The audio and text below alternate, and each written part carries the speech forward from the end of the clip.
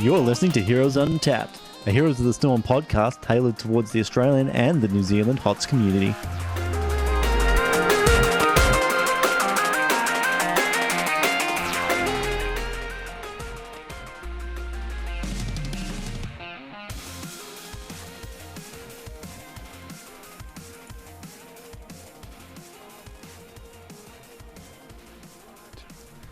Hey, what's going on, everyone? It is Disconcur here, and welcome to episode 8 of Heroes Untapped, the Heroes of the Storm show, trying to bring the ANZ community together in all facets and ways of life. It is September the 9th, and it is 8 p.m. AEST. And joining me on the show tonight, we have FugsTV, and we also have a PentaUnleash from the YouTube show, or YouTube channel Zerosity, who does Let Me Analyze You. Hey guys, how are you going? How has your week in the Nexus been? Pretty good, mate. Yourself? Has Pretty been excited about that Rexar. Oh, the Rexar released? I just want to say that a couple of weeks ago, I dropped a date for the release of Rexar, and I'm right on the money. Wow. 100% hands down release date. So it's not too hard. Was there anyone else in the pool? What was that? Was there anyone else in the pool for the guess? No, Did you win some money? just myself. No? Self-gambling? I won the pleasure of being right for a change. There That's what it was. And Panda, what about you? How's the good old Nexus treating you? Have you tried out Rexar yet? Oh yeah, I've tried Rexar. I played him a bit today. Not really a fan of him, to be honest. Like with the way that I play Warrior, Yeah. I like to really just go in, get in their face, do all the CC. Rexar's not really like that, so I don't really like him. Yeah, it's definitely it's an interesting take on the Warrior role. It obviously tends more towards Bruiser, but even more so, it's like a hybrid specialist. Yeah, it's like this weird Warrior hybrid specialist. Like what? So I don't know. It's I actually kind of like that as a concept, that Blizzard aren't going to try and shoehorn characters into these roles, and they're going to have a much more greater feel. We might see a new category come out of it, but nonetheless. Has anything else exciting been happening for you guys, or it's just all been Heroes of the Storm? Other than slowly weaning off my Diablo 3 addiction from the start of Season 4, it's been back into a bit of Heroes, thankfully, which is good. It's just good. I think, the Rexar hype probably played a role in that, but also I'd say a lot of the boys, the local crew, probably had a hand in that also. They've been helping me out, a little bit of coaching here and there, which is nice.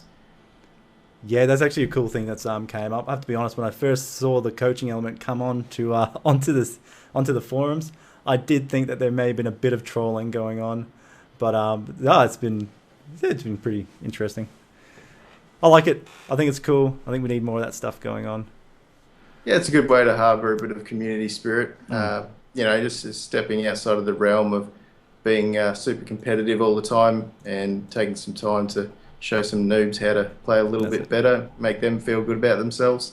Yeah, that's it. Learning slowly but surely. Yeah.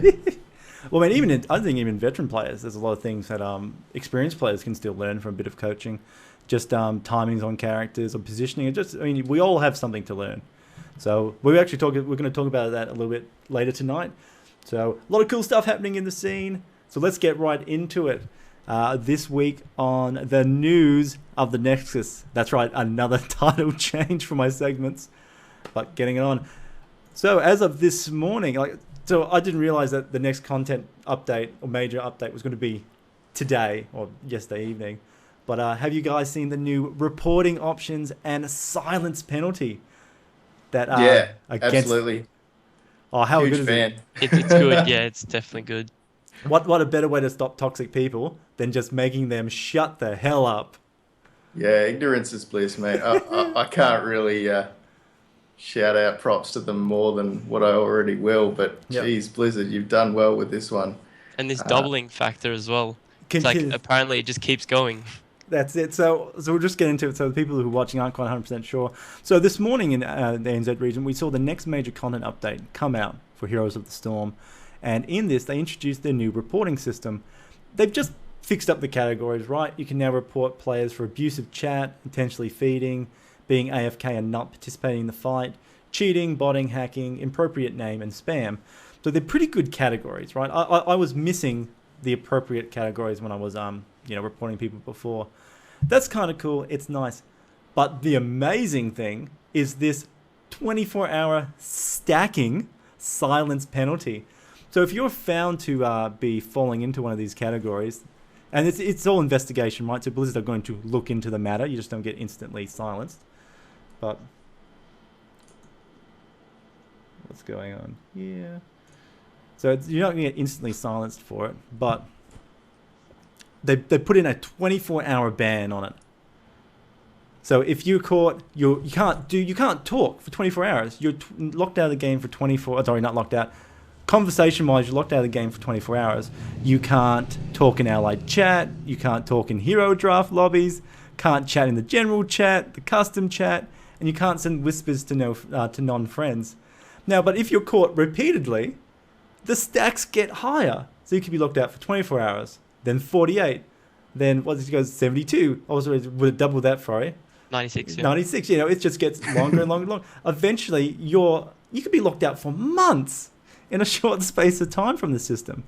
I have a feeling that's going to turn into its own competition, that people will roll some free accounts and just see how long they can extend their silence for.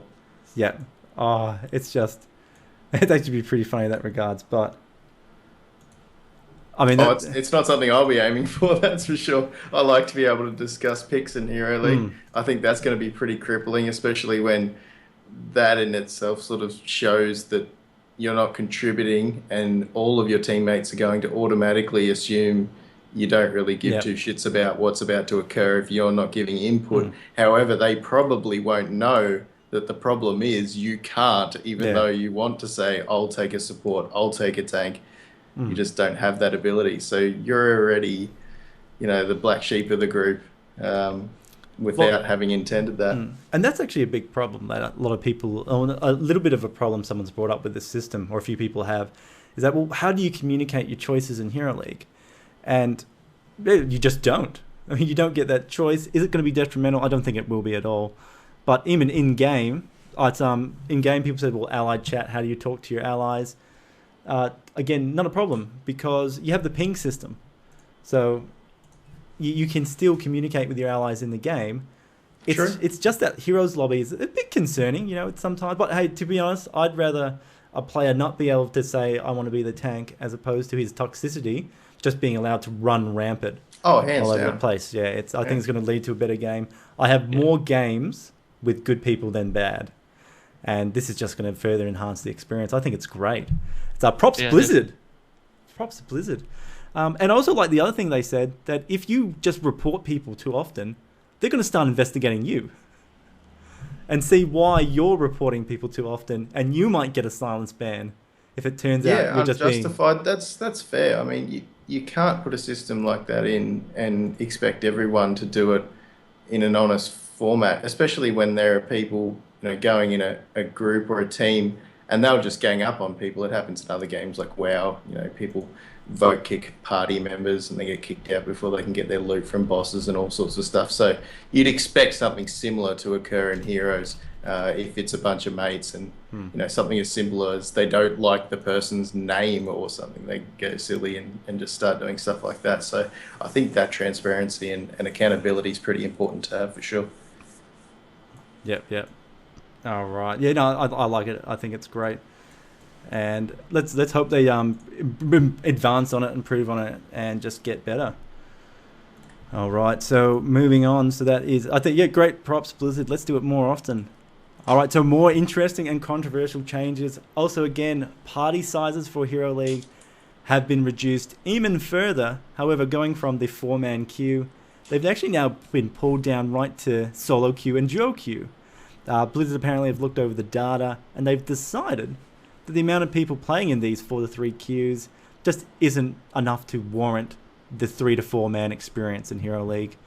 And they believe this will increase the overall quality of games in Hero League. What are your guys' take on this? Penta, how do you feel? Is this a good move or a bad move on Blizzard's part? Yeah, I reckon it's a great move. If you look at a lot of the other MOBAs, they don't have this 3-4 queue system. Reason being is because if you're queued with 3 or 4 of your friends, you will be communicating with each other, but not the last player. And then it's really troublesome to be like solo queuing and having a team that just doesn't listen to you at all, because they think they're always right because they're as a 4 group. And Yep. this is the reason why MOBAs like League of Legends, Dota, they have these two queues. And people are also suggesting why not just keep it at 3? Well, if you Yep. have 3, you already have a group of people and you're already discussing ideas and you have a third player to talk about your plays. If you're as 2, it's just a single conversation. And that means that the 3 other players on the team will have a bigger impact on the game than you two. So I think it's actually a great idea. Yep. Yeah, and Fugs, what about yourself? It's Mate, I am a massive fan of this. Now, I'll give a few reasons, and most people have stated it already, but the way I envisage, or the way I see Hero League, right, is you're going in there to find out how good you are as a single player against other players. That's Yeah. why it's Hero League and not Team League, all right? Yeah. So, granted, Team League is only 5 players. There's, I don't know, it's sort of a double-edged sword in that obviously it's going to divide people. People are going to be upset because it's going to split up their 3s and 4s that they used to roll in there as. But the way I see it is it was the definitive single hero solution. You go in there, you're seeing how good you can get your rank up on your own. And even the duo thing, I think it's kind of okay, but I don't even see that that's necessary. I think solo queue's more than enough to deal with that. Now, I think even though a lot of people are upset that do the 3s and 4s, they've got to remember that this in itself is going to influence Blizzard to create another, perhaps unranked section that those people can go and play in, or a different format of the team ranking system or the team league, right? So it's not all is lost. That everyone loves to jump to conclusions all nice and early, but as far as I can see, they're keeping to the ethos of what Hero League's supposed to be about, which is pretty cool. Yeah. And hopefully that instigates them to develop something to then placate the other side, which is the 3 and 4 group players, which is also really cool because it means that if you're 5, you can go into team and just do team, or go for this other option that they will eventually bring out because they love to put, you know, the squeaky wheel gets the grease, right? So if there's enough complaints, they'll start going ahead and taking care of that by providing a new format to the game, I believe. Yeah, no, it's definitely agree. It's because I think a lot of people are saying that, you know, well, what am I going to do with my 3 to 4 man queues now? And you're right. Undraft, like unranked draft mode is what people want. Is an unranked draft mode where you can take your 3s and your 4s, and maybe even your 5 and 2. I mean, why not? It's unranked. Who cares? Yeah. But I don't think quick matches is the excuse. Like, you can't say, oh, just take your group to quick match, because that's not what those particular people are looking for. They're looking to gauge themselves against other people on a format of a ranking table, like a ladder or whatever it may be, or the ranking system that's in place at the moment. So you still have to give them that somehow, but at the same time, they have to appreciate that that isn't currently what they intended. That's not currently part of the game. Perhaps be patient, give feedback in a normal manner, not just a pissing and moaning, I'm entitled and I should have everything given to me for free kind of manner, and do yourself a favor and get a difference made by doing that in the right way. Yeah, no, it's 100% agree. Penta, what about you? Do you agree? It's yourself. Do you agree? That is. Yeah, definitely. I think Fug's points are really strong. Yeah, that's it. It's and actually it would be really sort of relevant on your stuff as well, because it's you just released an awesome video on it's 5 minutes to rank 1, or 5 minutes worth of things you should think about getting to your rank 1, how to get to rank 1. I think it's even more relevant now that you can't do your 4-man queues in Hero League and you're going to have to do single and duo. So it's doing a lovely little plug for you. Guys, check that out. Verocity's YouTube channel is Penta's other secret name. That's his stage name, isn't it? Verocity. Really good video. Go check it out. Don't get confused like I did. I thought it was how to get to rank 1 in 5 minutes. It's not true. It's how you should be thinking in your games. I had that on repeat, mate. Yeah, that's it. I was like, oh man, what is this? Some sort of exploit? I'm all down for that. Just joking. But it's a great video, guys. Go check it out. Verocity. Verocity's YouTube channel. I'll get the link in the post and stuff for later. Guys, check it out. All right, now, awesome. Now, originally tonight on the show, I was going to try and get in some of the boys from Team Immunity, because they're obviously going to America next week to play in the NA Championships. Originally, it wasn't going to work out. However, I've just had Shy message me for IM, and his things have changed, and he can actually get into the show now, which is really awesome. So I'm going to pull him in, a last minute super secret guest. I'm going to sub in. That's it. You're going to sub in a guest. I've just got to get him onto my list. All right, so he's getting on. Where are we? Where are you guys standing with your ranks anyway? How has Hero League been going? Mate, I'm horror bad. You know, I'm I'm at the bottom of the barrel, buddy. We're talking like, I guess it's okay. So a combination of lack of skill or not playing enough Hero League. I think I'd be higher if I actually got into it and gave it a good shot. But lately, it's been jumping back and forth with a group of the guys in the ANZ team speak and a few others, and it's a matter of I either go in with guys that have insanely high MMR and are all rank ones, and I'm the sandbagging, hamstringing bloke that gets anchored along behind them, and it's clear as day because everyone calls out that isn't part of our group in the chat. Oi, what's going on with this guy? Why is he so broken? And that tends to devalue their rank. So I try to avoid that because I feel bad. Yeah. But then again, they are all good players. So when we have a win, I get a substantial jump in my ranks. So I'm pretty happy about that. But I think at the moment, if I had to recall off the top of my head, who am I kidding? I know exactly what my rank is. It's 40. So that's where I'm at. Oh. I blame that on Diablo. Let's say that. A lot of people blame things on Diablo, especially in the world of the town of Tristram. Everything is Diablo's fault. Indeed. All right, so I'm just redoing the videos right now because I've got slightly different positionings. I got super pretty all of a sudden. Hi, friends. What's going on, Shy? Welcome to the show. It's obviously we tried to get you on a little bit earlier. Things obviously weren't working for us. However, the gods have smiled upon us, and you're able to make it now. So welcome to Heroes Untapped, your second appearance because you were obviously on show 1. How has your week been in the Nexus?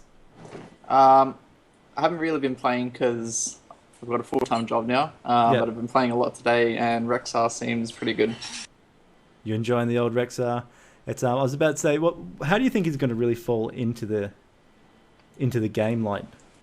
I think you kind of have to abuse his strengths. So he seems really good in small skirmishes. So maps like mines and stuff like that, I think he'll be really good. But I think he's garbage in open spaced sort of maps where he's easily able to get dived on. So like Curse and that sort of thing, I don't think he'll be that great. But I also think but I also think if you build comps around him, like if you have a comp where you can keep him up, he can do work for sure. Yeah, because his CC is really powerful. So I guess that's the next thing we'll move on to. So it's the major content update last night. We've had the new hero. We've already talked about him a fair bit on the show, but Rexar has been added into the Nexus. He is he is a warrior, but really he's more like a warrior hybrid specialist. I mean, how much of an interesting role combination is that? And we'll just feed back into it, Shy. It's, what do you think of that? Is this the first time we've had that sort of hybrid specialist? Or is he just re-hatted another warrior that people have forgotten about?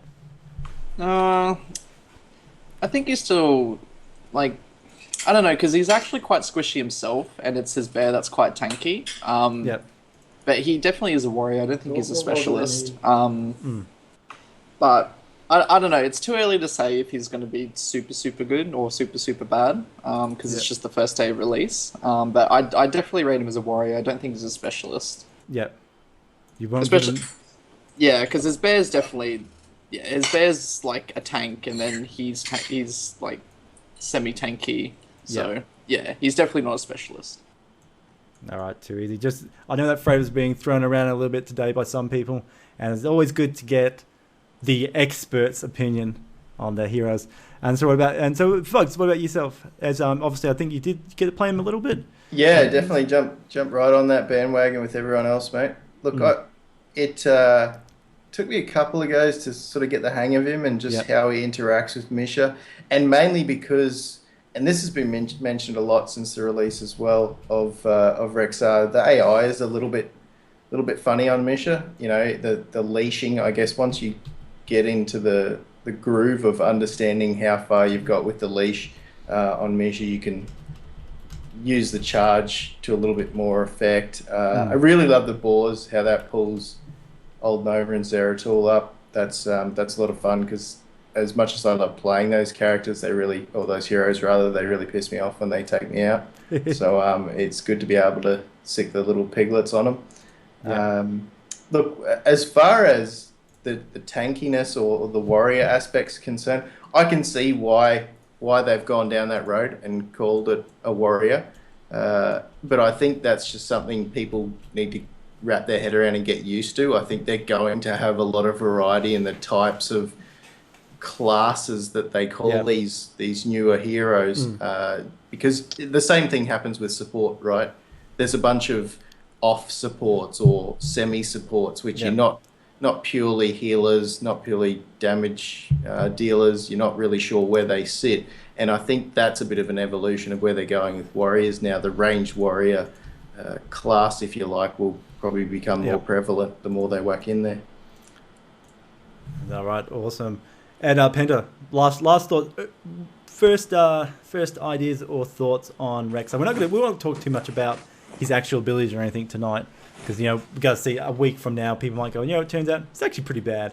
But just about your first thoughts on him, your feelings for him. Yeah, I think Blizzard's character design is really unique because not many other MOBAs have that.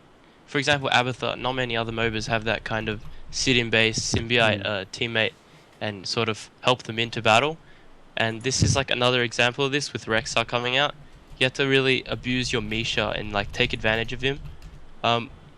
In my opinion, I reckon he's not really good because he's really squishy and you can just CC him and he has zero escape.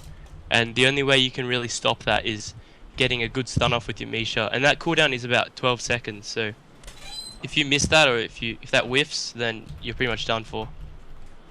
Yeah. All right. That's very. But what do we say? It will be good to see, like I say, good to see where we get to him, with Rexar. All right, moving on. Next big thing. So also happening, that just happened this last weekend. We actually had the might of NZ. Sorry, NZ I should say. Z. No, Zed's how we say it. Yeah, I forget. I used to work. I spent 2 years working with a lot of Americans. So The Yanks say Z. Yeah, it's got stuck in my head. The bad language. All right, so it might have NZ. NZ, sorry. It's the tournament results. So over the weekend, we had Aspect of Gaming present the Mind of NZ challenge. Went on. APEG ran the tournament to help promote Heroes of the Storm and esports in the New Zealand region. And I was even honoured. I was honoured to be able to host the event and do the casting of the matches. And I'll tell you what, it was a really enjoyable afternoon to partake in. And just wondering, did any of you guys catch any of the action? I did not. I was actually asked to jump in, I think, by Morton. He requested my presence. Yep. I guess it was to balance out probably a team that was too good. It was a big name. You needed a big name for But Might of NZ, featuring FugsTV. I had to unfortunately decline.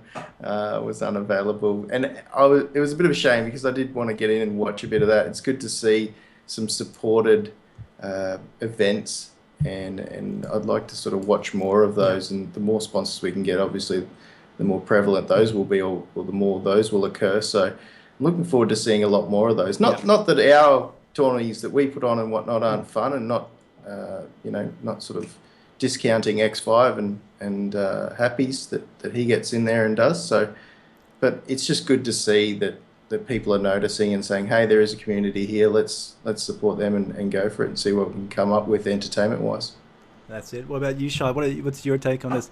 Obviously, the tournament was kind of created in a way to try and prevent some of the bigger teams from entering by restricting what players you had on the team. How did you? What were your thoughts on it? I'd be interested in what Immunity, the top reigning team of Australia, thinks. Well, I'll be honest. I actually worked that day. I actually worked till Monday, so I have no clue who was in it or what the results were. So if you want to enlighten me, that'd be great. But in saying that, I really, really, really disliked the New Zealand rule. I think that was just total horseshit, to be honest. And I think that only limits the community. It doesn't grow the community. I mean, you're essentially forcing established Australian teams to have a random New Zealand player on their team, whether it be a sub or on the roster. And I don't think that's healthy. You know, I don't think that encourages healthy growth in teams. And to be honest, I think it just pisses everyone off. In saying that, I'm glad that there's starting to be. Sorry that. Yeah. I'm glad that there's more tournaments starting to pop up. As Fug said, you know, we all appreciate what Happy does with X5.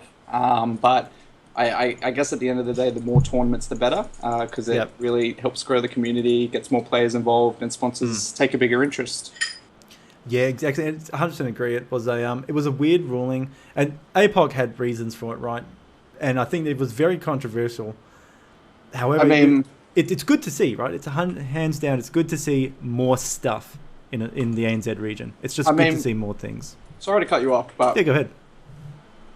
I could have understood the ruling if it was NZ players only, right? You know, if they wanted to, because apparently what I heard is that they wanted to grow the scene in New Zealand in particular, right? Now, if you're going to do that, why would you not just have New Zealand only teams and players? And maybe like liaise with a net cafe that's in New Zealand and post it there or something. It just made no sense to me. It was really poorly thought of and organized. So, yeah. Yeah, no worries. It was definitely a very high emotional, or let's just say high emotional thing. Like there was lots of opinions about how they ran the thing and how it was all done. We'll just quickly move on from it because we actually talked about it a lot in a couple of episodes ago about the ruling as well. And I think exactly the same things came out, particularly from Happy Rage as well. Same thoughts. If it's going to be an NZ only tournament, have it all NZ. It's obviously you're not going to fly Disco over to Shoutcast if it was a LAN event. So definitely see those points, and they've been brought up quite a few times. So the winners of the day were a team called I Thought This Was Dota, and the runners-up were a team called Kentapill. Kentapill. The teams are really good, actually. These two teams were obviously guys who have played together, and I don't think they're going to be esports teams outside of this tournament. Maybe they will be, who knows. I don't think we'll ever see the teams again as such, but there was a lot of good skill coming in this tournament. It was very surprising to see. And that is as the might of NZ, sorry. All right, moving on. Misha coming out. We've already talked about that. And another great event. So next weekend, there's another weekend coming on the 19th of September. There is a massive, massive weekend in the Heroes of the Storm. Not just for the ANZ scene, because obviously that is the September X5 or XL5 monthly brawl. But it's also the weekend of the North American Championships, which obviously Team Immunity is going to be over there fighting, representing Australia, and trying to knock out some of those, let's call them king birds off their perch. Shai, tell us, are you guys excited for America next week? Yeah, we're definitely excited. I think, I'll be honest, when I saw the groups, I was a little bit deflated. And I thought Blizzard, again, had done a really poor job in how they seeded the tournament. It made no sense to me to have the number 1 and number 2 American teams in the same group. I was about to say, before we advance too far, has Blizzard made those brackets available for review yet? Yes. All right. I just haven't checked them out. I haven't seen them. They're definitely public and they're finalised. So just so everyone knows, Group A, I would say, is the group of death, because you've got Tempo Storm, Cloud9, ourselves, and an American team called Murloc Geniuses. So we're versing C9 first, which kind of sucks, especially since they 6-0'd Tempo Storm last weekend. But yeah, again, it seems kind of stupid to have the number 1 and number 2 NA teams in the same group. It just doesn't really make sense. In saying that, though, obviously we're going to try our best and get a crap ton of practice done once we are in Vegas, because we'll have access to all the American teams to scrim. Yeah. And yeah, I mean, it's just a matter of showing up on the day. If you show up, we might do well. If we don't, then we'll get stomped. Yeah, that's it. That is a massive bracket. I know Blizzard are really big for random brackets being randomized, and not doing any seeding whatsoever. So I think that's unfortunately how those brackets have come about. Just from what I know, they've done in past. Because in the brawls leading up to it, same thing. Where very much all the seeding was randomized. Yeah, it just seems, because I know how the NA teams qualified, so they had monthlies in the months leading up, and obviously Tempo was the first to qualify, with C9 being the second team. So it just seems weird to me that you wouldn't seed those teams accordingly, right? You know, it's... here we go, brackets. Yeah, like you would think that if Tempo's qualified first, they would be the first seed. And then if C9 qualified second, they would be the second seed and be in the other group. Yep. So yeah, I know I'm whining a little bit because like it's our group, but it just it sucks because we've got the two strongest NA teams on our group. Dude, so. I wouldn't discount yourselves though. I mean, if you look at it, no one. Well, I don't know. Maybe people were expecting MVP to just wipe the floor with Tempo. You know, like that. You never know. And then I'm sure all the TS fanboys would have been saying the same prior to the 6-0 that C9 took them for. I swear, you know, they've even changed their meta to try and catch up with Korea or, you know, match Korea in it. So, I don't know. You guys might pull out an upset. Don't sell yourself short. Yeah, I mean, look, we know we're coming into it as underdogs. You know, we're not delusional because obviously these teams are in gaming houses. They're doing it full time. You know, I've got a full time job. 3 other members of my team are full time uni. So, but yeah, no, like I said, I think if we do proper dedicated practice once we are in Vegas and we show up on the day, I think we can give some good games. Certainly. That is a big problem, being in Las Vegas and showing up on the day, because who knows where you guys are going to end up the night before. Yeah, Hangover, Heroes of the Storm edition. It's all like the Hangover movie all over again, but with a slight Heroes twist. All right, so I think I'm really excited to it. I'm going to get up. I think it's some stupid like 2 a.m. or 4 a.m. start for us in Australia to watch the event. Being in WA, it's all right for me. It's not too bad. I think it's around midnight, 2 a.m. I'm going to be staying up. I'm going to be watching your guys and your action, cheering you on, trolling people. Talking to people in the Twitch chat. And so thanks, friend. That's all right. Very excited.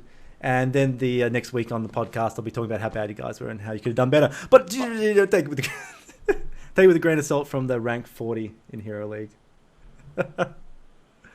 All right, moving on. Where's my show notes? No, it's really good. I'm looking forward to you guys playing, and I'm actually glad that we're going to get to see you guys go up against Cloud9, regardless of the results.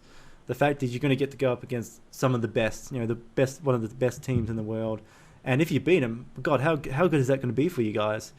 And even if you take a set away from them. I'll be honest. At the moment, C9 looks way scarier than Tempo.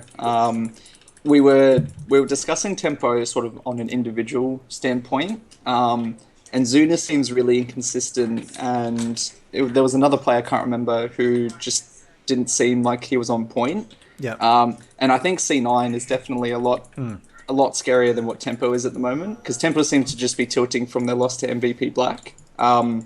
So I think even if we lost to C9,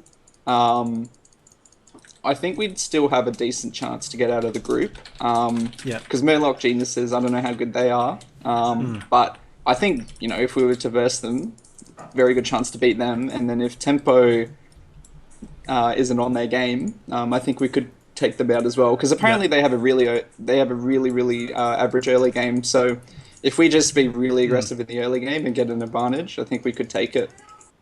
All right. You hear that, folks, here on Heroes Untapped. I am confident against Tempo Storm. Easy. No, that's good to hear. Like I said, I'm really excited. Can't wait to watch you guys. Next week, I'm hoping to, because we've got the brackets, that's really cool. Next week, I want to get a bunch of guys on the show and just spend almost a good portion of the show talking about the NA brackets and how we think they're all going to play out and stuff. So that's cool, looking up the NA. Also, that weekend, so it's almost like a warm-up event. It's like with the pre-show, the XL5 September Brawl is happening as well on the Saturday. 19th of September, starting at the usual 8 a.m. AEST. And yeah, that's just be cool to... It's going to be another awesome weekend following to Monday of Heroes of the Storm. I love weekends like that. So the Brawl is on, guys. If you haven't signed up yet, get to it. Get your teams into it. It's the last chance to qualify or potentially qualify for the Super Brawl next month. And remember, guys, at the Super Brawl, there's actually money on stake. It's not a lot of money. It's only a $500 prize pool as far as I'm aware. But hey, that's one of the best prize pools in the scene at the moment, if you obviously discard Road to BlizzCon being significantly bigger. But yeah, this is possibly your last chance to get some points, try and qualify for the Super Brawl. You got to the 17th of September to sign up. I will obviously on the post and the links and everything like that, I'll throw up the sign up page. For those guys listening in chat right now, in theory, hopefully my own moderated bot doesn't get me. Mate, there's nothing wrong with $500 though, right? I mean, you didn't start the day with $500 in your skyrocket. You might as well give it a crack and see if you can end it with it. That's it from playing a game, so it's very cool. So yeah, get into that, guys. Quick question, because the link isn't loading. Who has registered? All right, let me just check. Just the one team. God damn it. Yeah, unfortunately, the sign-ups haven't been too big for the moment. But I'll say quickly, my predictions since I won't be here. Yeah. I think top two, because I can't decide who will win, will be Apex and X5. Yep.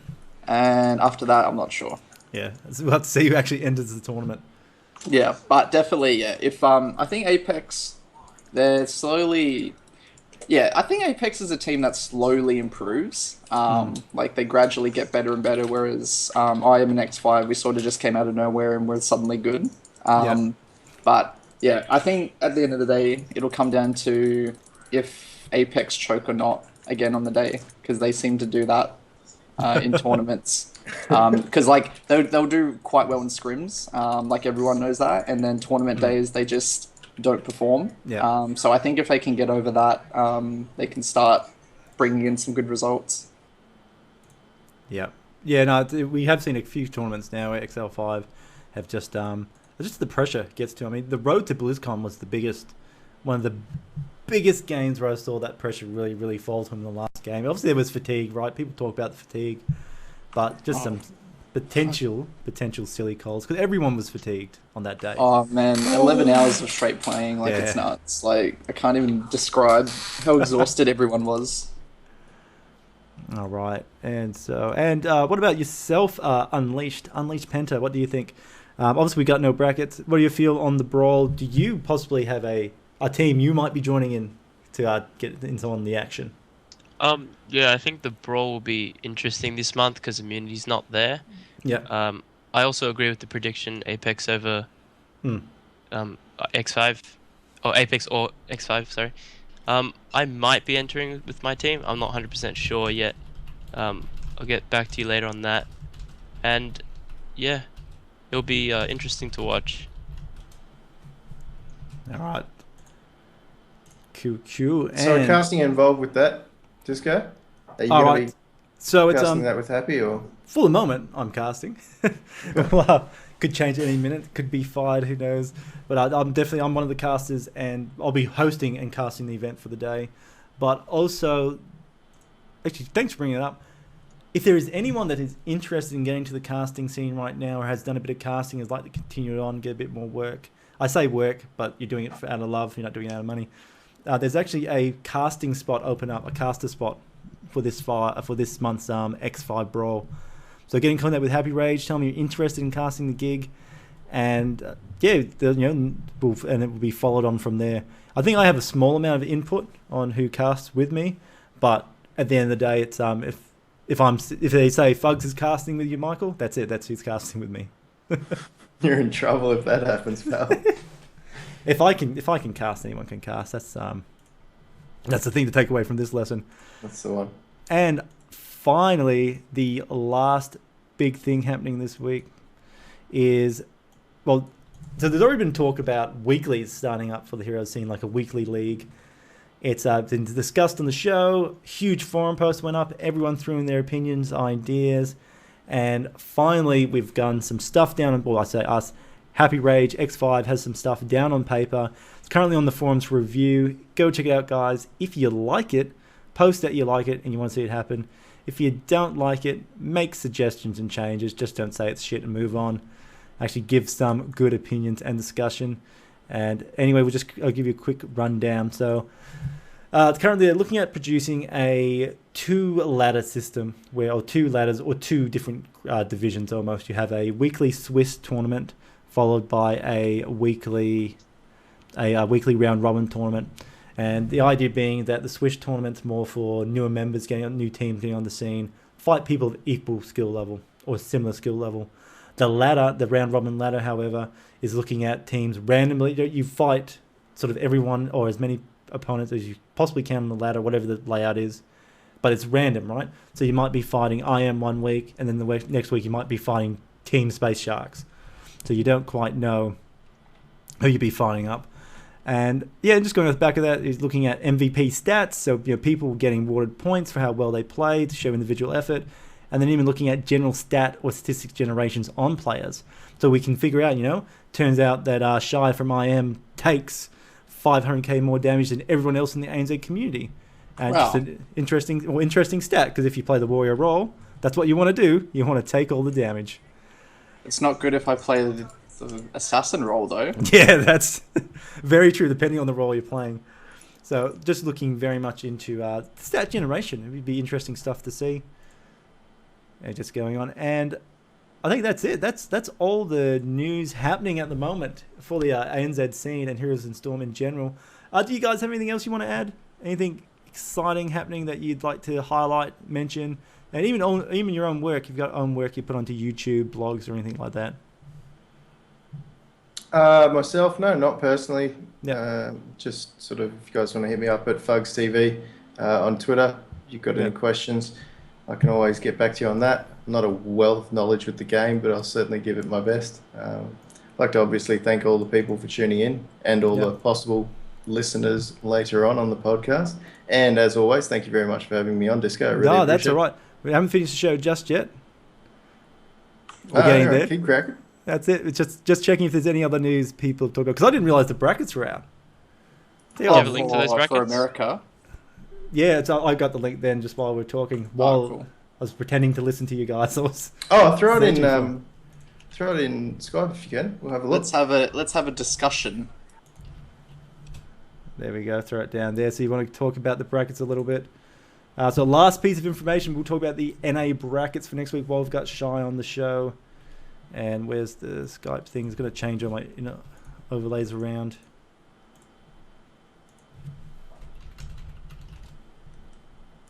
Alright, there you go. So these are the brackets. We have Group A bracket. Let me see if I can get this up on the stream for everyone to have a look at.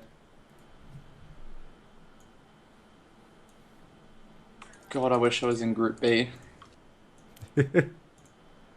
It's interesting how it's fallen, hasn't it? Just had a quick overlook.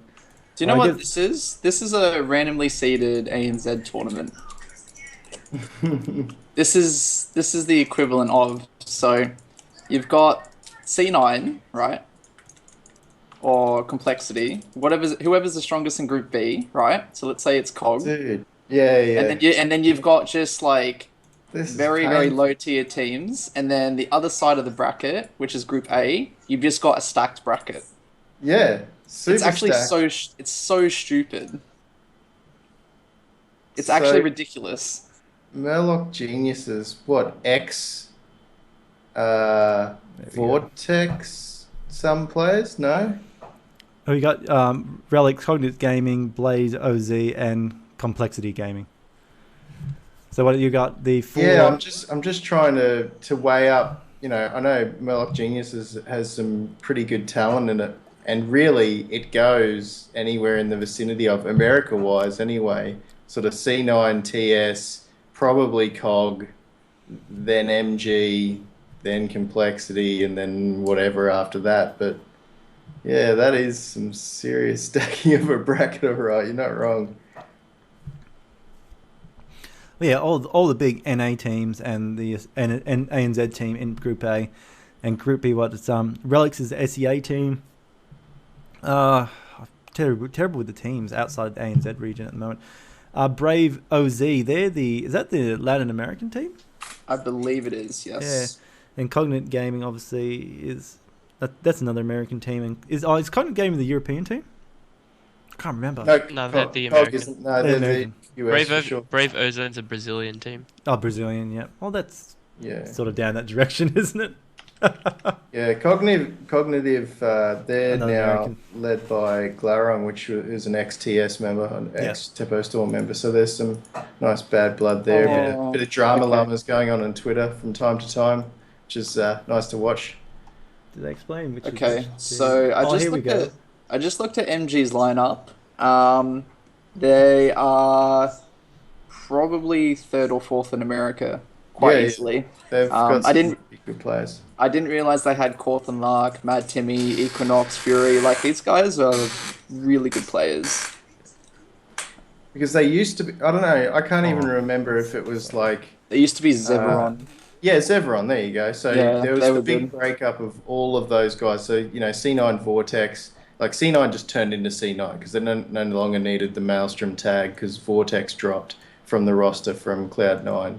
And then, yeah, Zevron gave up, but then 4 of them or something came back together to Yep. create Murloc Geniuses. And then, I don't know, maybe there's some Vortex players that jumped in here and there for subs and whatnot, but I know Complexity may have picked up 1 or 2, and there was the shift to Cognitive for Glorong. So, yeah, it's pretty interesting. Yeah, if I'm just going off rosters alone, you've actually got the 3 strongest NA teams in one bracket, and then you've got the 2 weaker NA teams in Group B, and then you've got I'll call them the wildcard teams, because I'll just use the low equivalent. We'll call them wildcard teams because they're not from the main region. That's right, yeah. And then you've got the 2 wildcard teams in Group B, and then you've got 1 wildcard team in Group A. Yep. I don't know how Blizzard decided that this was a good idea. A dice roll is how they decided. It's insane. Yeah, there's no method to that madness at all when you look at it. But you're right, like Brave Ozone, they're, from a region at least that no one's overly Yeah. familiar with their Well, performance. it is who knows? they're the Latin American champions. Yeah. Relics are the SEA champions. Obviously, Immunity's ANZ champions, and then everyone else is American. That's right, because we're in the North American Championship. I don't know why I thought it was the fucking world one. Getting crazy. No Europe teams here. Well, that's coming. That's BlizzCon. I'll be there. Yeah, baby. that's a whole another month. BlizzCon 2015 is going to be sweet.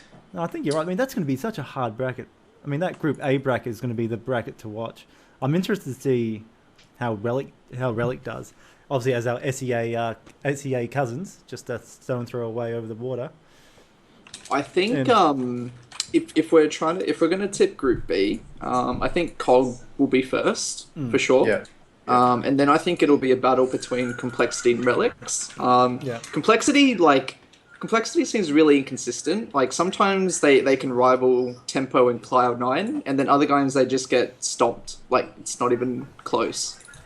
So I think again it's one of those things where if Complexity are playing well on the day, they'll probably beat Relics. If they're not, I think Relics will take them out. And I think the Brazilian team, just from what I saw on the streams, because I sort of, whenever I was on, I put on the Brazilian stream. Yeah. They did not look that impressive at all. Like their picks were just random. They were getting caught. The rotations weren't coordinated. Yeah, they just didn't seem that great. So just from what I've seen on stream, their scene actually looks weaker than our scene. Like their top teams versus our top teams, they seemed a lot weaker than what we did. To be honest, yeah, I totally agree. It's from what I saw of all the Latin championships, man, I hate to say the phrase, but let's be the bad guy. They're kind of it was a no event. They were no event streams, much like much like some of our tournaments. But yeah, no, they definitely. I don't think they're going to get far at all in this bracket. But Cognate Gaming, I think you're right. I reckon it'll be Cognate Gaming, Relics, and then the other two cares at the bottom. Group A, I mean, I definitely still think it's between Tenor Storm and Cloud9 in that top bracket. Yeah, definitely. I mean, like, I can't... Now that I know Murloc's roster, like, they could cause an upset as well. Like... Because C9, I mean, look, if we're going to be realistic, and I have to be realistic if I'm going to be unbiased, so we'll lose to C9. So then we're dropped to the lower bracket. And then let's say Tempo beats Murloc. We then verse Murloc, who is still like a formidable opponent. And then if we beat Murloc, then we go on to the loser of C9 and Tempo. So let's say C9 beats Tempo. Now we still have to verse Tempo Storm. Yeah. Or if Tempo somehow manages to beat C9, we have to replay the team that knocked us to the losers bracket. Yep. It's just it's insane. There is like we are by far the weakest team. Like if we're talking on paper, we are by far the weakest. And then Group B, like you've just got Cog, who you know is consistent, and then everyone else is like up in the air. Just think, if you win, it's almost clear sailing. Just whoever drags up with you, though, is the trouble. That's true. I guess. Yeah. Sort of. Maybe. We'll have to see. Well, the playoffs obviously will be whoever the two winners from A and two winners from B are. So even if you do, let's say you do beat Cloud9, the following day you have to fight. Oh my god! I just realised something. Yeah. Now I don't want to scream collusion here, but I just realised that. Think of it this way: so Tempo Storm and C9 are both in the same group, right? Yeah. Now, if they both come out of Group A, they won't be versing each other in the semi-finals, will they? That's right. No, you're so split out. If they would be split, and then if they're to verse, for a final, they will be in the grand final, which would be the top two best teams. So rather than having one in Group A and one in Group B, and then if they both come out of Group A and B, they would then be versing each other in the semi-finals, no? Yeah. Gotta make it entertaining, mate. It's all about that marketing. I wonder. What sort of a coincidence is that, guys? Nice. And again, they still have to win. In the end, I mean, there are still true. teams that want that money, so they're going to have to pull their socks up. But that's good. And that's why Team Muni's in the bracket. You can just spoil that. Just ruin it for them. True. But, yeah, All right. Just mad dog them. You'll get them, sure. You'll be right. All right. So it's all good speculation. I love it. And we'll see how it goes in the day. Okay, good luck to you guys in America. I hope you guys can pull something off. Maybe an awesome upset. We'll see. That's next week. I mean, it's not that far away. And that is it for everything in the news of the Nexus. Moving on to the next segment, which are renamed the Game On section. It's where we talk about little things in the Heroes of the Storm that hopefully will give you a little bit of advantage or an edge on the play, or just improve your overall gameplay. So, like I said, this week we do have PentaUnleash on the stream, and he's a really interesting guy because you actually do or have started doing player coaching, haven't you, Penta, for the ANZ scene? Yeah, with Wobbler and Morton, we're starting up a coaching service for any players that want it. No worries. So when you say as a group, so is that actually a combined effort, or is it more you're all just sort of, you've all thrown your hands up, and if anyone's interested, you've formed a list, or do you guys have your own sort of? Is it going to be a group? Are you going to be the Coaching ANZ Coalition or something like that? No, it was mostly just throwing our hands up and just offering to coach players, not as a group. Yeah, no worries. And you said, I said the word service. Are you looking at it? Is this a money thing? Like, are you guys charging money for it, or is it just a free thing? Right now we're doing it for free because we want to, promote it. Obviously, get more players, and start teams of other players because they get together and like, oh, you're pretty good. I'll have you in my team, and stuff like that. And that's what we want to promote. So we're doing it for free right now. Yep, but it's something that might evolve over time. Yeah. Well, hopefully we don't give away too many things on the stream tonight. I've just got a couple of general, what I like to call tips and tricks for the new and old players out there, just to improve your gameplay just that little bit. And I'll go through and I'll give you advice. Like, what sort of things do you ask or teach your newer players? So I've just gone to the game. Let's say I played through the tutorial. So we'll assume that all new people at least have played through the tutorial, played through that element, got an idea of the game. They understand basic, to say the core concept. It's a MOBA. They understand the core concept of a MOBA. What are your general tips when you first sort of start talking to newer players and coaching them through the game? Yeah, you just want to look at your replays and just look at the mistakes that you make, and you'll obviously see a trend in your replays because you make that same mistake very often. And since I get a lot of replays from people that send them in to me, a big trend I see within the lower bracket of players is that if they commit to a fight, they often don't disengage. So if they're fighting 5v5, their damage gets caught first and they have no damage left. They'll just keep committing until they get wiped as a 5. So that's like a mistake that can be easily fixed up if you just know what to do at that time. Yeah. So is that sort of you're talking about when you have players overextend, or talking about players that overextend? So you've got guys engaged and they don't know when they should be backing out and trying to go and peel for their friends, or backing out of a fight, or basically it's letting themselves be killed by basically standing too far in the front. Mm-hmm. That's all right. So I put it down, and so I made up some general player advice. Would you be that's very much a concept of being aware of your positioning? Yeah, you're being aware of your position, where you are in the fight, when an ambush might happen, and understanding, like you say, understanding when to back out. How do you understand when to back out? Like, at what point does the fight go bad and you go, shit, I've got to get out of here? What are the cues? What are the signs of a bad engage? Well, probably if you've dropped your ultimates and nothing's happened, and they haven't, then that's a problem. Another problem is you have a Jaina, she dies, you're probably in trouble. Yeah. Stuff like that, just running out of your damage. Yeah. So you're looking at situations where you popped all your abilities, or you're like you say, your ultimate. The Void Prison's gone down. It's caught no one, and the judgment's gone from Tyrael. He's judging on someone. Void Prison missed. Time to back out. Yeah. Things have gone wrong. Abilities haven't worked how they're meant to work. And so following up from that. So we're talking about heroics. Obviously, you don't have heroics for the entirety of the game. You've got to work up to it to level 10.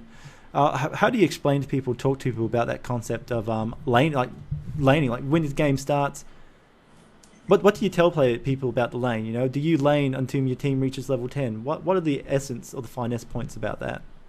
Well, the simplest way you can put it is just put at least one player in XP range for each lane, so you get at least 3 lanes of XP, and you just want to do that until level 10, and then you can start moving around as a group. On maps like Cursed Hollow, where you can choose to rotate as a team to the entire tribute, or you can choose to just keep soaking. Yeah. It depends on how you are in the game right now. So if you're demolishing them, then you could probably keep one bot to keep soaking. Yep. But if you really need to, catch up because you're like a level behind already, you probably want to send your whole team there. You can try and get a pick and get that XP lead again. For a newer player, would you say that at that point, it's let's talk about a generalized rule, right? It's not always the trend. There's, like you said, there's times when you may want to soak the lanes.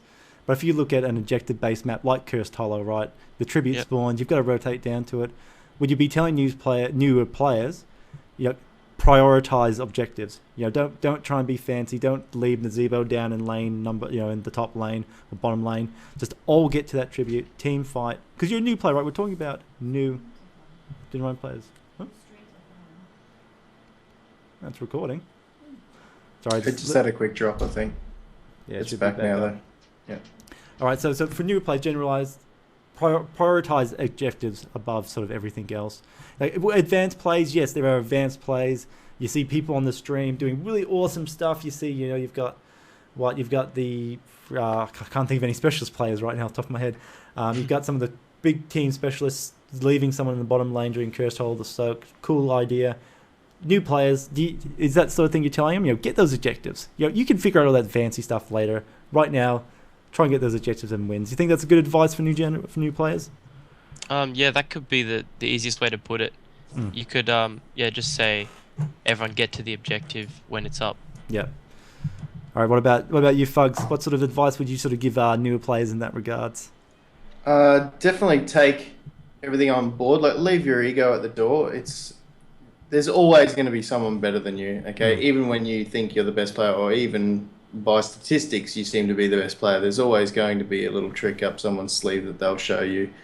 So I think the most important thing is to definitely listen to all the input your team has, as long as it's within the realms of good taste. Obviously, if they're abusing you, take advantage of that good old silence option and send them to the timeout box for a while. But yeah, that is the key thing I've found the most is in picking up and improving my gameplay is taking those pointers on board and trying them out, for myself to see how that suits my style of gameplay and how I can start to use that to my advantage.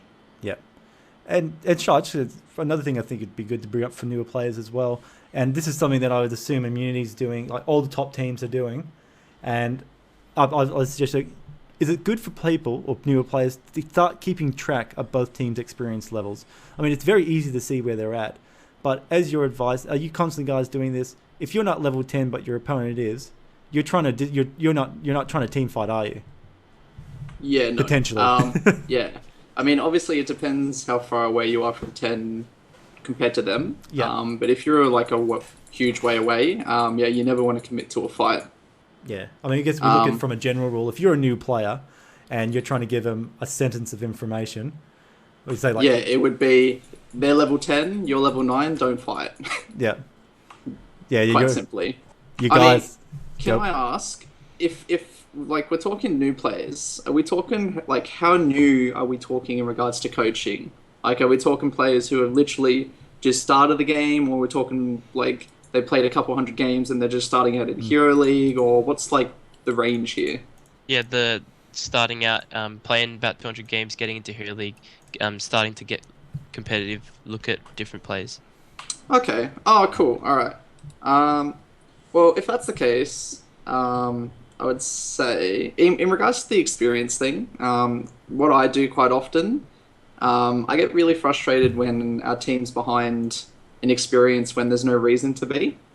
So like, there's been times where we're even we're ahead in kills or something like that, or we're even in kills, but we're like half a level down and they got level 10 before us. When that happens, and like after the game, I go straight into the replay and I just watch the first levels 1 to 10 to see how they soaked, or like where we went wrong, because that component of the game, the early game, is super important, because if you get level 10 quicker than the other team, you've got an automatic advantage, like just automatically. So if you can analyze and understand what they did better than you in regards to like soaking, that goes a long way in your overall play.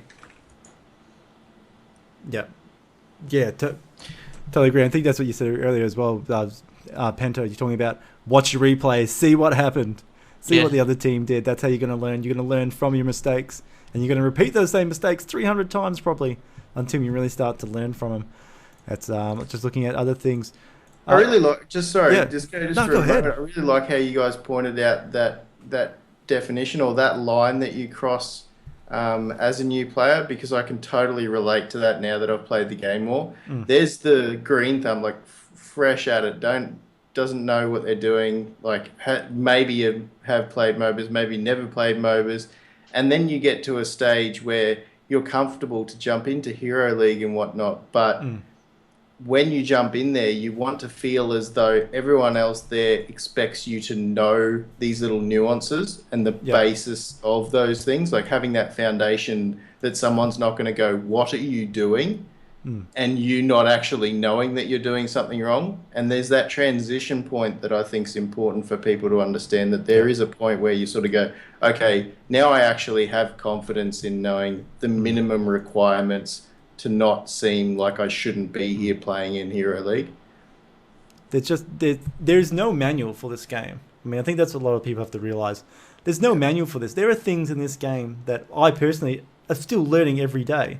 I only learned this 2 days ago. Did you know if you hold down your space bar while you're playing the game, it's not only does it center to your character, but it throws a huge beam of light on top of them, so you can see them in the fight. I mean, that's amazing. You know, God bless your soul, Disco. Yeah, just think how good I am, and I only just discovered that ability, that element.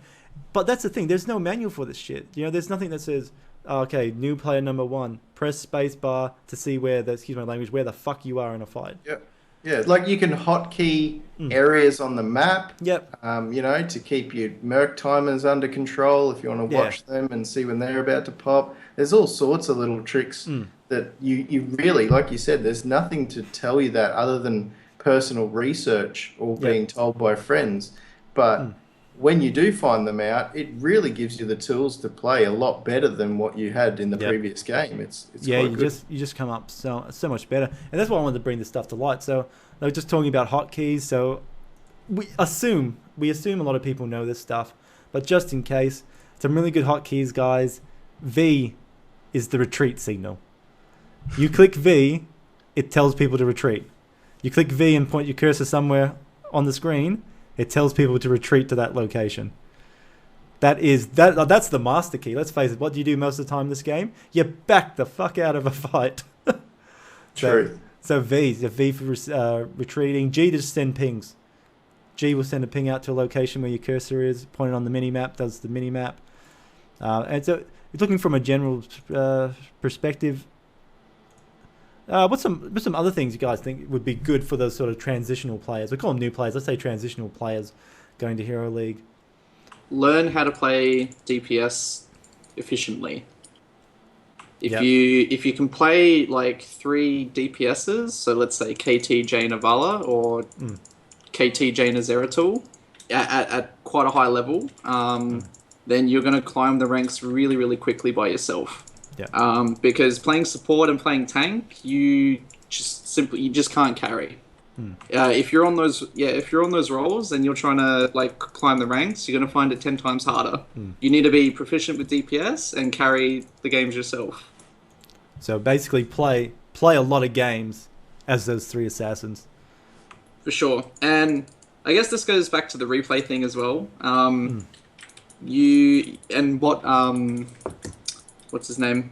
Penta said earlier about positioning and stuff. Like if you're positioning poorly, you could have the best hero in the game, i.e. Zeratul, but if your positioning sucks, then you're just going to get wrecked in team fights.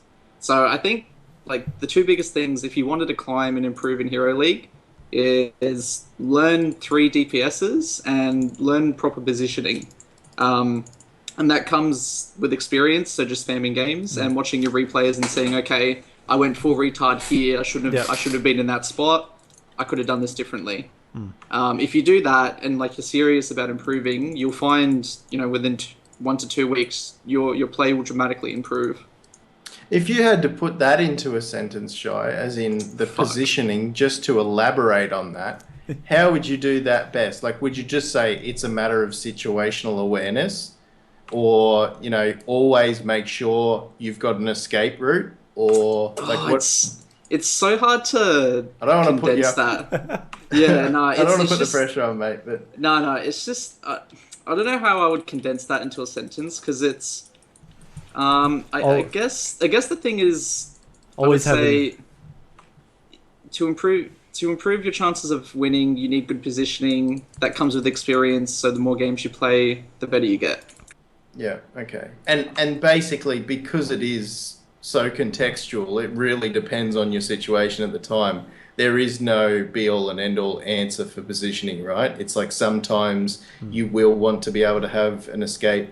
Other times the flow is aggressive, so it doesn't matter as much about having an escape, but it does matter that you're in the right position to catch someone before they get back to an area of safety. Is it sort of a situation of that you really just have to assess the here and now of what's occurring, and that comes with experience?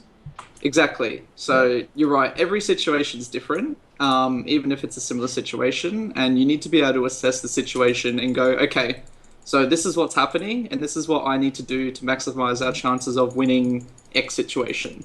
So that's what I think, honestly, that's what separates a lot of the pro teams on a macro level versus the amateur teams, because they know in certain situations what to do, because they've played so many games, right?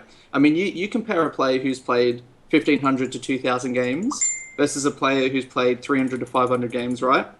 Yeah. The player who's played 2,000 games, he would have been in so many more and different situations and scenarios than the other player. So he's going to be a lot more proficient in a shit ton more situations than the lesser player. And like, yeah, that's all it comes down to. It's experience. And HOTS isn't a hard game to spam. You know, like when I first played the game, I played 200 games in the first week because I love the game. Yeah, short match times really lend itself to that. That's sort of right. stuff, So it just goes from there. It's really easy. So yeah.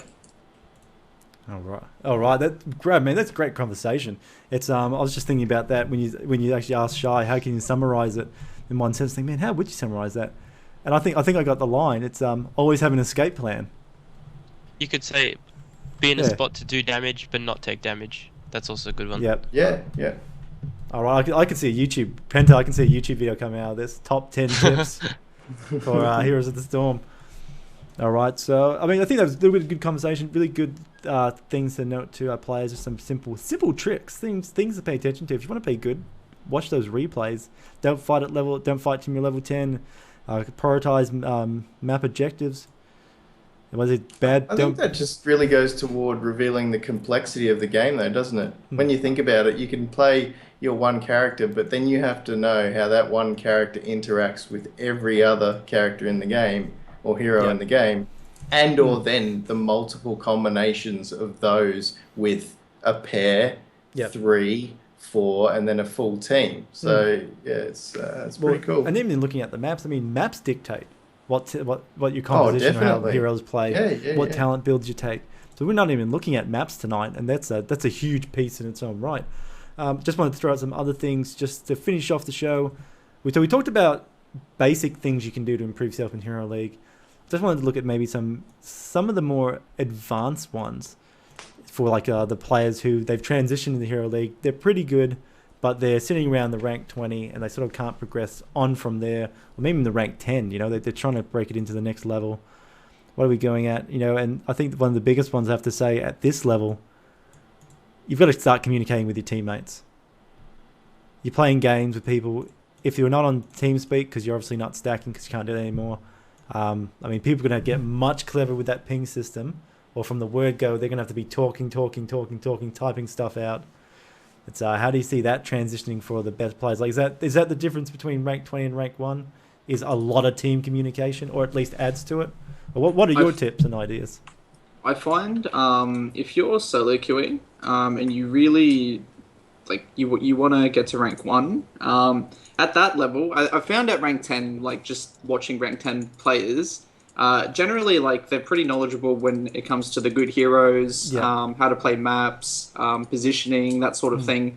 But what they lack is rotations and when to properly do mercs. They don't take advantage of when they can do a merc camp in between a rotation or in between a team fight. So if you're someone who like, if you're not talking but you see a opportunity to go do hards in between a team fight, just spam ping, like just spam the shit out of it and say come, or or target a specific member on your team and say come and do hards with me. 9 times out of 10 they will listen. Like, you know, people are assholes, but a lot of the time if you're trying to lead in that way, they will listen to you. And I think that. And you see it even at the top of ANZ teams. Like the teams that are better at rotating, they get incremental advantages as the game goes on. And you see that especially between levels 10 and 13. You know, if a team's rotating better and they're getting these incremental advantages, they're going to get to 13 quicker, they're going to get better objectives, they got control. It just goes a lot smoother for the team that does that. So, if you're at rank 10, just try and be a leader and recognize those opportunities when you could be doing camps in between. And you'll probably find yourself at rank 1 a lot quicker. Nah, 100% agree. I like that pinging with your opponents to get them in. I mean, we think about the pingings on maps, right? Ping this location, hopefully someone comes up. But using the ping system, pinging a person, getting their attention and then coming. I mean, again, it's just little, very small bits and pieces like that, which I think is an exception that people need to sort of pick up on this game, what to do in those regards. Just very quickly, because we are towards the end of the show, one more thing. How important is it to pay attention to patch notes? Man, like super. It makes all the difference. I mean, even they're very sneaky with them. I mean, if you're not keeping up to date with them, you'll miss the fact that Kael'thas got his nerf. Yep. Recently, and though it wasn't huge, it makes the difference between double chain bombing someone in the middle of a group of minions and expecting them to melt. Yep. And that not happening anymore, and that really putting you out in what the outcome's going to be thereafter. Something that's just a simple example. If you talk about really in-depth ones, hands down, you can't expect to be anywhere near the top set of ranks if you don't know the change in abilities, talents, and hero interaction in general, for sure. I think that's just logical, man. So Penta, it's when you're coaching people, how would you put that into perspective for someone? Like, let's say you are have that come up yet? Have you had to sort of explain to someone not just the importance of patch notes, but look at a couple of patches ago, they nerfed the imposing presence that reduced the way it mechanically worked, slightly changed how it was applied and how it was removed. And that had a huger effect on that. All of a sudden, melee heroes became a really good choice to take again. Well, that was one of the factors. How do you, have you come up to that position you're coaching yet, trying to explain those nuances to even experienced or seasoned players, or even, noob or seasoned players?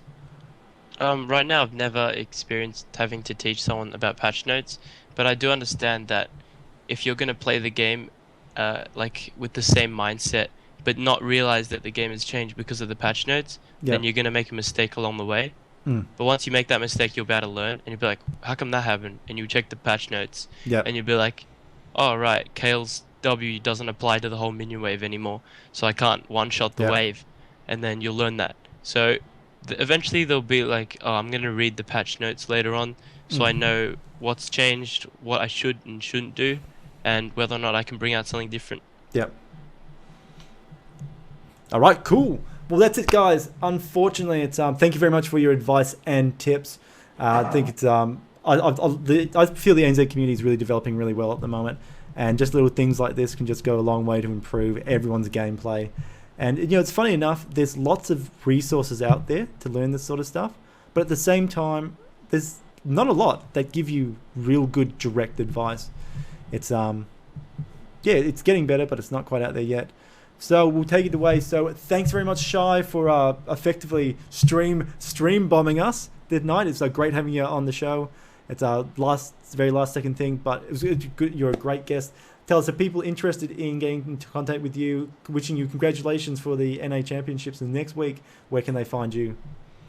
If you want to add me on BattleNet, Shy #1301. Also, I use Twitter, so at IM_Shy_Intel. That's probably the two best places to catch me. If you want any advice on gameplay or anything like that, I'm happy to help out. And yeah. All right, awesome. And Fugs, thank you very much for being on the show again. You are exceptional. You're always great to have on the show. It's maybe we should get you the host, and I'll just sit in the background. You're amazing again. Where can people contact you if they want to see you potentially get back into streaming or just have some great conversations? I think in the chat, people just want to listen to your voice. They love listening to it. Oh, I can deal with that. No, a pleasure as always, mate. I mean, I love coming on, giving my 2 cents and or feeling like I've got some input in the scene as well. I like to see the scene growing. It's actually quite impressive to me lately how people have taken it upon themselves to help out others. Like you quite typically in a MOBA scene, it is unfortunately a little bit toxic, but I think there's a great balance in ANZ at the moment where people are willing to help out others, give their time to grow it and or have a bit of banter and fun along the way, which is really in all of our blood. Aussies and New Zealanders love to give each other a bit of a run. And guys, just catch me at FugsTV on Twitter or Fugs1626 in game if you want to add me on BattleNet. I'll be playing a bit of Heroes a bit more this week. I think I've slowly but surely let my Diablo 3 addiction subside now that I hit a good place with my Crusader, so I'll be getting into the old Heroes a bit more. And you've obviously got your mount as well, Maltherial mount. Yeah, definitely got the Maltherial. Oh, guys, if any of you haven't done so yet, and need me to carry you, my Crusader's pretty beast mode, so that's not going to take long at all. I could have you that mount in a quick snap, so feel free to hit me up. You heard there, it's Flood Fugs with asked to carry to level 70 in seasons. And Penta, thanks very much for having me on the show. Your insights are always great. I love watching your videos. It's if you guys haven't checked out PentaUnleash's videos yet, go check him out. He's Zerosity on YouTube. I will throw the link in the chat for you all. Some great videos. He does the best things. Anyway, I'll let him talk. Penta, where can we get in contact with you? Watch your awesome videos. Tell us, where can we see you after the show? Yeah, so thanks for having me on today. You can check out my YouTube at youtube.com/user/ZerosityOCE. You can also add me on BattleNet if you want you want to ask any questions or you want personal coaching. It's PentaUnleash #6877, and I'll be happy to talk to you. Awesome. Anyways, guys, and obviously I'm Disconcur, and I am just find me on everything Disconcur. I'm at Disconcur on Twitter. I have a YouTube channel. It's my overlay's messed up again, and we have Fugs sitting down at the bottom there in the little iron window. Boop. Yeah, my awesome microphone front and center. That's all right. All right, just right. No, it's not going to take it. Just leave it there. All right, so I'm Disconcur. You can catch me at Disconcur on Twitter. Disconcur.com is my blog. Also, I am on YouTube, user/Disconcur. Check it out. There are lots of videos, guys, on there at the moment of events and tournaments happening in the ANZ scene, or if it has happened, casting events. Check them out. The best ANZ game ever is currently on my YouTube, so go check that out. And that's it. Yeah, just get in contact with me, obviously, on Twitter and Twitch. Follow me here on Twitch if you want to see this show again or any of the other work I do, and just check me out when I go live. So thanks very much for everyone for coming on the show tonight. You've all been fantastic, and big thanks to you guys in the chat for coming along and checking out, and a big thanks to everyone who's listening to it and watching this around the world. You guys have been awesome, and until next time, play safe, be strong, and have a good time in the Nexus.